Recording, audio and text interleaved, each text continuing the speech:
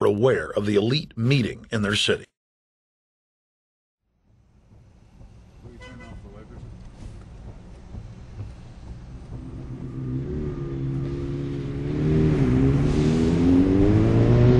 Hey guys, attention just for a second.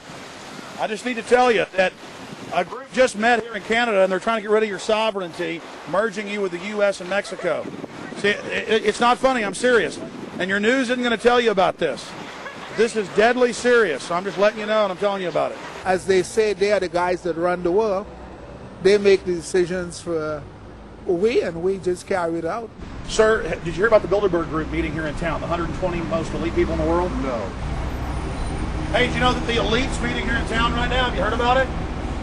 120 crime bosses? None of you heard of it. None of you guys have heard of the Bilderberg Group? They're meeting right now. In the city, around 10% of the people were aware of the New World Order agenda. When we traveled to Parliament, close to half of the people we randomly spoke to were informed.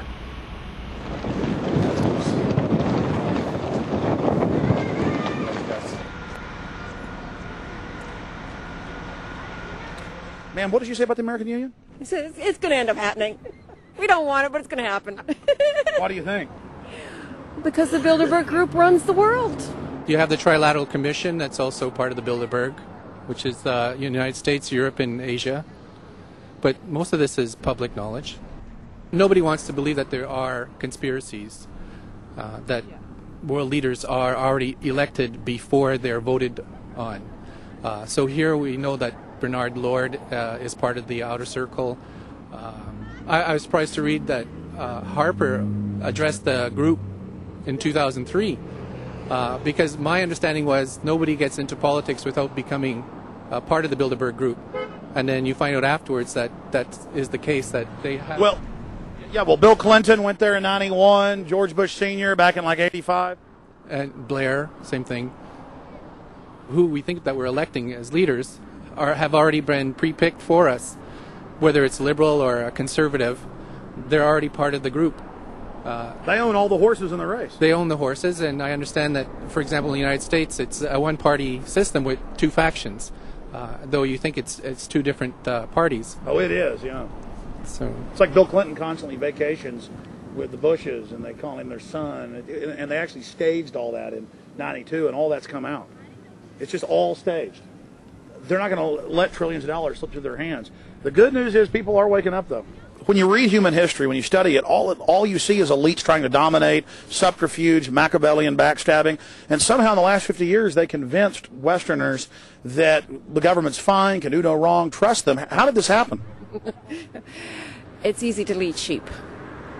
I mean, people just follow. They don't want to believe these things will happen. No way. We'll just follow along with the norm. That's all. It's just makes it easier for everyone. What's your view on losing Canada's sovereignty?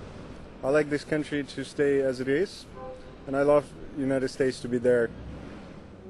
Back in Austin, the capital of Texas, the public was frighteningly unaware of the nation's peril.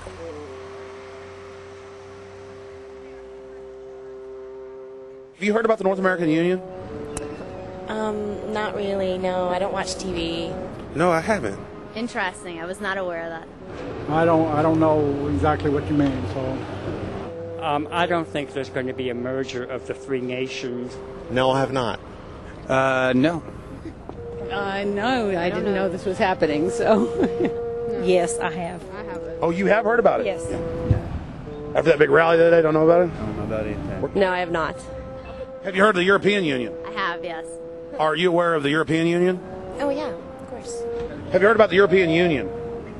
Heard about them. Do you know about the European Union? No.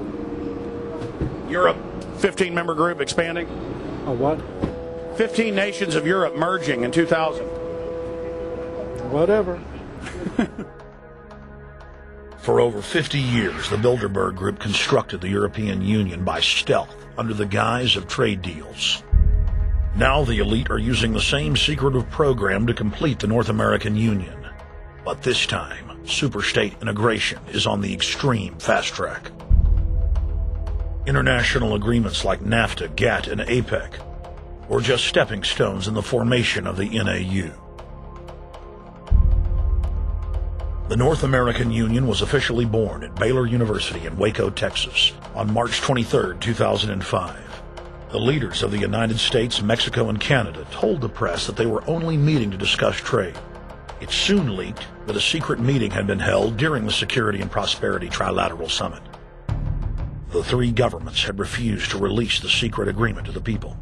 In September of 2006, their treasonous operation was blown wide open.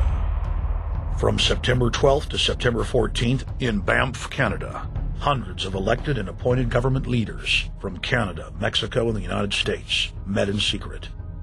On the last day of the conference, someone inside the secret North American Union Forum leaked the agenda. The front pages of newspapers across Canada carried the story. The Judicial Watch Foundation submitted Freedom of Information Act requests to obtain the full agenda and minutes of the secret assembly. Many federal agencies refused, citing national security. The foundation finally succeeded and did receive thousands of pages of documents. The documents marked unclassified are the blueprints of a shadow government ruling by bureaucratic and executive fiat. The pages chronicle an already operating North American Union.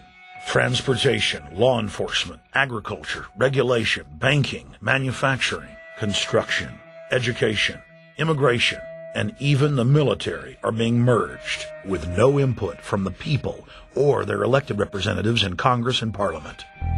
One of the first items on their agenda was to stress how important it was that their plan, quote, be carried out by stealth. The controllers also talked about exploiting the public's fears of climate change to push a continent-wide tax to fund the new government.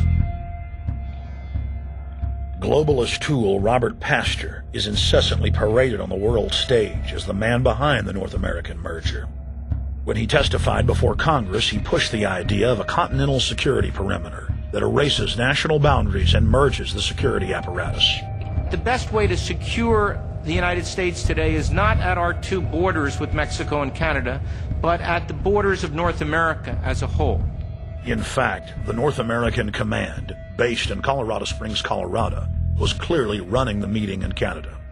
For the past decade, the Pentagon has been training with Mexican and Canadian forces and has openly discussed using them inside the United States for disasters and to quell domestic unrest. There are already over 100,000 non-U.S. citizens serving in the U.S. Armed Forces. The Pentagon is now expanding its recruiting centers in Mexico, the Philippines, and Eastern Europe. Big city police departments nationwide are lobbying to change laws so they can recruit non-citizens to join the police force. What we are witnessing is a Red Dawn scenario in slow motion. Tyrants throughout history have brought in foreigners to oppress their domestic populations.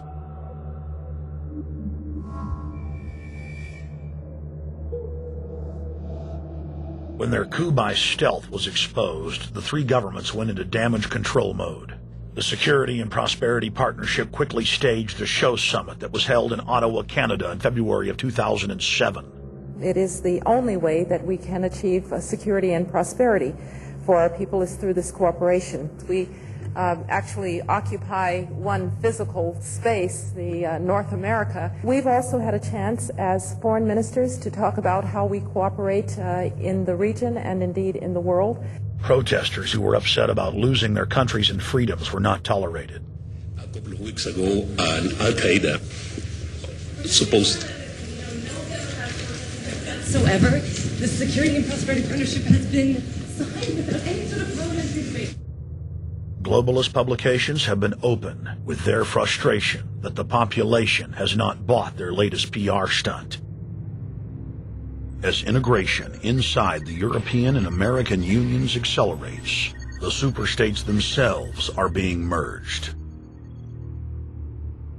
On April 30th, 2007, a summit was held at the White House. The Security and Prosperity Partnership's secretive approach had alarmed the public.